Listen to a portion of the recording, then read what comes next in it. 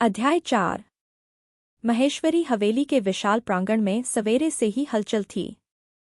फूलों के जाल लटकाए जा रहे थे, गुलाब और रजनीगंधा की महक हवा में घुली थी, फिर भी वातावरण पर कोई उत्सव सा उल्लास नहीं छाया था। स्टाफ के चेहरों पर अनकहा तनाव था, जैसे सबको पता हो कि यह शादी रस्मों से ज्यादा एक सौदा है। बड़े बड़े इवेंट प्लानर जोर से निर्देश देते, बिजली वाले लाइटों का कोण ठीक करते, रसोई मेन्यू में फेरबदल करते, पर हर काम के बीच एक झिझक मौजूद रहती। यह शादी बिन सगाई की है, कहीं कुछ भी प्रश्न बन सकता है। शुभ्रा कपूर अपनी बेटी की लाल बनारसी साड़ी पर जरी की धारियां सीधी करवाते हुए बार बार पल्लू पर हाथ फेरती, मानो कपड़े में नहीं, भावी किस्मत में सिलवटें ढूंढ रही हों। सान्या चुपचाप आईने में खुद को देखती रही। गहरे सिंदूरी होंठ, काजलर्चित आंखें, माथे पर मोतियों का मथापट्टी नजर आती थी तो बस एक निपुण शिल्पकला, किसी चित्रकार का नमूना, जहां रंग तो हैं पर आत्मा की रोशनी मंद है। माँ ने धीमे से पूछा, सब ठीक है न? सान्या हल्के से मुस्कुराई, हाँ माँ, बस थोड़ा थक गई हूँ। बोझिल पलकों ने उस थकान के पीछे के उदास सच को ढक लिया। पहली बार वह इतना भारी लहंगा नहीं, बल्कि अपने ही निर्णय को संभाल रही थी। वह निर्णय जो उसने पिता की शर्तों और आरव की सर्द हिदायतों के बीच कहीं सहमकर कर लिया था। दूसरी ओर हवेली के एक कोने में आरव महेश्वरी शेरवानी की फिटिंग पर भी उतना ध्यान नहीं दे रहा था जितना फोन पर आती back to back corporate calls पर। वकील ने उसके कान में फुसफुसाकर कहा, विदिंग कॉन्ट्रैक्ट की आखिरी क्लॉज पर शादी से ठीक पहले साइन कराना होगा, मिस्टर महेश्वरी। मीडिया को इसकी भनक न लगे, आरव ने सिर्फ सिर हिलाया। भीतर से वह सब कुछ नियंत्रण में रखने का आदी था, पर सान्या की शांत शर्त, डिजाइन स्टूडियो में उसकी आज़ादी, बार बार याद आ जाती। वह सोचता, आखिर वह लड़की चुप रहते हुए भी इतनी दृढ़ कैसे है। हॉल के बीच सरदार ढोल पर मार्मिक बीट बजा रहे थे, लेकिन परिवारजन की कनखियों में चिंता थी। कोई चाची फुसफुसाई, सगाई क्यों नहीं हुई? कहीं मामला जल्दी जल्दी में तो तय नहीं हुआ? जवाब में भाभी ने दुपट्टा सीधा करते हुए कहा, महेश्वरी जी बड़े अलग मिजाज के हैं, उन्हें ऐसे रस्मों में समय जाया करना पसंद नहीं। फिर भी आंखों में सवाल तैरता रहा, बिना अंगूठी के दुल्हन क्या वाकई राजकुमारी जैसी इज्जत पाएगी? हवेली की छत पर लगे स्ट्रिंग लाइट्स की तारें कसते कसते एक कर्मी के हाथ छिल गए तो उसने साथी से करवट रोकते हुए कहा, भाई, तूने देखा? दूल्हा दुल्हन पिछले 2 दिन से एक साथ बैठे भी नहीं।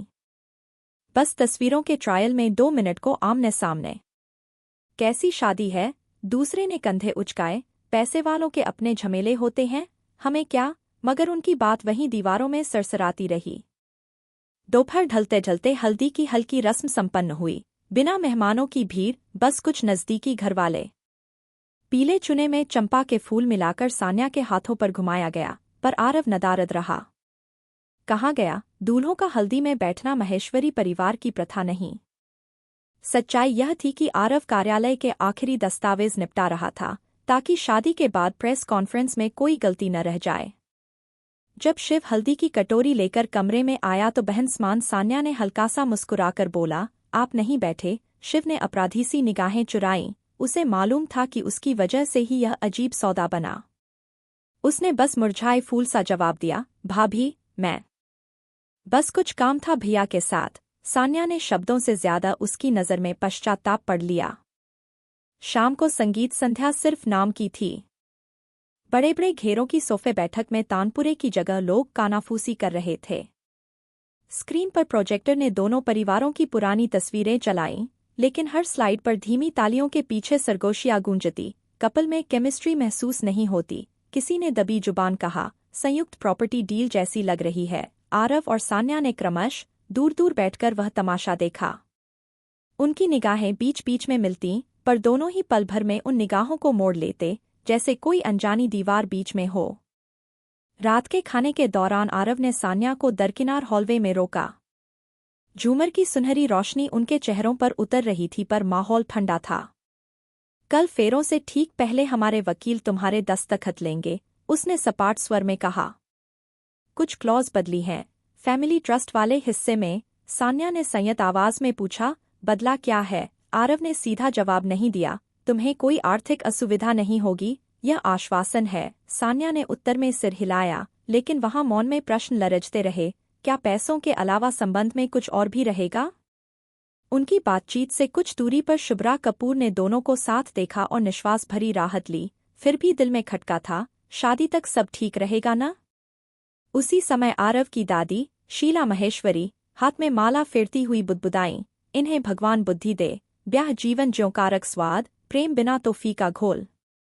भीतर खाने तैयारियों का ऊंचा शोर था, लेकिन सान्या ने महसूस किया कि हर फूल वाला, हर दर्जी, हर मेकअप आर्टिस्ट एक नामालूम हड़बड़ी में है। मानो सब जानते हों कि यह शादी सिर्फ दिखावा है और थोड़ी सी चूक पूरे खेल को उजागर कर देगी।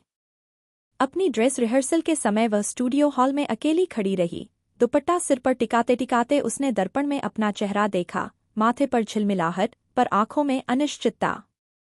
कानों में कढ़ाईदार दुपट्टे का किनारा सरसराया, पर दिल ने कहा, शायद यही जीवन है, अनकही शर्तों का गुच्छा, जिसे मुस्कुरा कर उठाना पड़ता है।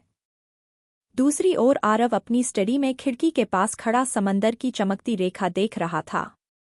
अंदर से मन जैसे पत्थर पर हथौड़ा सा बजता रहा। उसे सब कुछ नियंत्रित चाहिए था, लेकिन भावनाएं किसी खाते में दर्ज नहीं होती। उसे याद आया कैसे सान्या ने एक ही शर्त पर जोर दिया था और उसने अनायास मान भी लिया। यह बात उसे विचलित कर रही थी। उसे किसी की हिम्मत पसंद नहीं आती थी, पर उस दिन वह लड़की बिना आवाज बुलंद किए भी झुकी नहीं थी। कमरे में महंगे इत्र की खुशबू भी उस स्पष्ट क्यों को दबा नहीं पाई, क्यों वह उसकी खामोश दृढ़ता से प्रभावित हो रहा है। रात बहुत आगे बढ़ चुकी थी। हवेली के गलियारों में दिए बुझा दिए गए, सिर्फ मुख्य मंडप की स्टेज पर रोशनी जगमगा रही थी, जहां कल 7 फेरे होंगे। मंडप के चारों स्तंभों पर लाल गुलाब की लड़ियां लटक रही थी, लेकिन पास जाने पर पंखुड़ियों पर नमी के साथ जरासी सस्ता कम और औपचारिकता ज्यादा महसूस होती। चौकी पर रखे कलश के पास पुरोहित ने आखिरी बार मंत्र गुनगुनाए और बत्ती बुझाकर चले गए। उस सुनसान मंडप ने पलों के लिए सन्नाटा ओढ़ लिया, ऐसा सन्नाटा जिसमें अनकही शर्तों की गूंज थी। नीचे लॉन में खड़ा शिव देर तक आसमान की तरफ देखता रहा। शहर की रोशनियां सितारों को ढक चुकी थी, पर उसे उम्मीद थी कि कहीं से कोई छोटा सा तारा टूटकर संकेत देगा, सब ठीक हो जाएगा। मगर आसमान भी उस रात उतना ही खामोश था जितने आरव और सान्या के दिल, जो कल एक ही फेरे की डोर से बांधे जाने वाले थे, बिना सगाई, बिना प्रेम के वादे, सिर्फ अनकहे नियमों की गिरफ्त में।